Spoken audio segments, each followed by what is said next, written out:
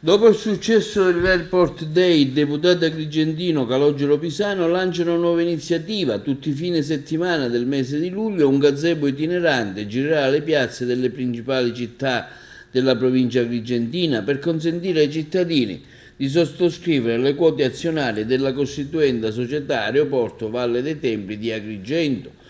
La sottoscrizione dell'azione SPA sta andando bene e continuiamo a registrare un forte entusiasmo nell'opinione pubblica, afferma il parlamentare nazionale Calogero Pisano.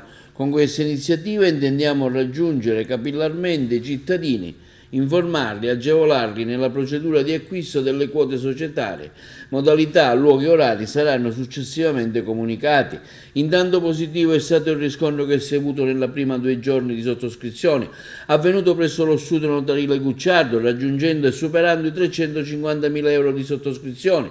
La quota minima delle azioni da sottoscrivere, ricordiamo, è di 1.000 euro e diversi sono stati gli imprenditori che hanno mostrato un forte interesse all'investimento, ma anche privati cittadini che hanno sottoscritto più quote consistenti rispetto alla cifra minima di 1.000 euro. Nel frattempo continuano le interlocuzioni tra il Ministero, l'ENAC e il Comune di Agrigento sulla documentazione da aggiornare e completare i nuovi dati che l'amministrazione comunale di concerto con l'organizzazione tecnica sta provvedendo ad integrare.